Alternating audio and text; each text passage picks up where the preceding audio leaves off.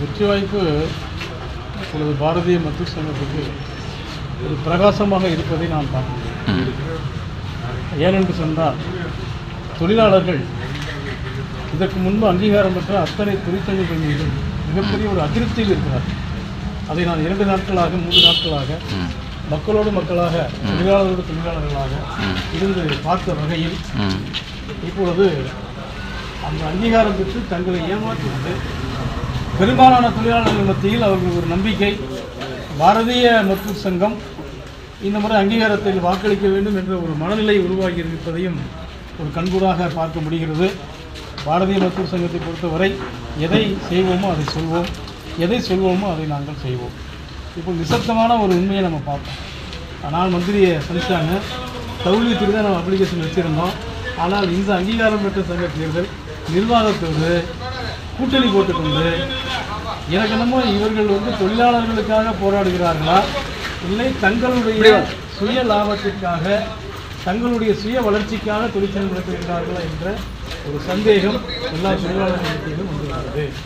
ஆகவே இப்போ எங்களுக்கு என்ன, நான் தொழிற்சங்க வாரியாக பார்க்கின்றது கிட்டத்தட்ட ஒரு 20,000 நிரந்தர தொழிலாளர்கள் இருந்தாங்க.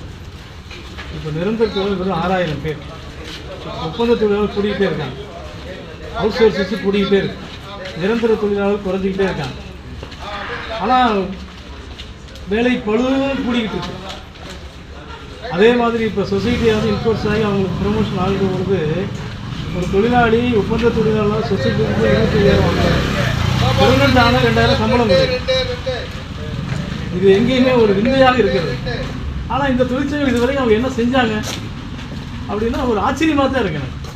எப்படி மீண்டும் மீண்டும் இவங்களுக்கு வாக்களிச்சுட்டு இருக்கிறாங்க அப்படின்னு பார்க்கின்ற பொழுது இப்பொழுது விழிப்புணர்வு ஒரு சூழல் உருவாகி இருப்பதை நான் சொன்னால், வேடன் வருவான், வலை விரிப்பான், விதை விதைப்பான், மாட்டிக்காதான்னு ஒரு புறா மருத்துவ உட்காந்து சொல்லணும். வேடன் வருவான், வலை விரிப்பான், விதை விதைப்பான், மாட்டிக்காத. வேடன் எதுக்கு வருவான்? புறாவை பிடிக்கிறான். ஆனால் அந்த புறாவுக்கு தெரியும் வேடன் வருவான், வலை விரிப்பான், விதையும் போடுவான், விதையை பார்த்தாலே வலையை மறந்து போய் சிக்கிக்கும்.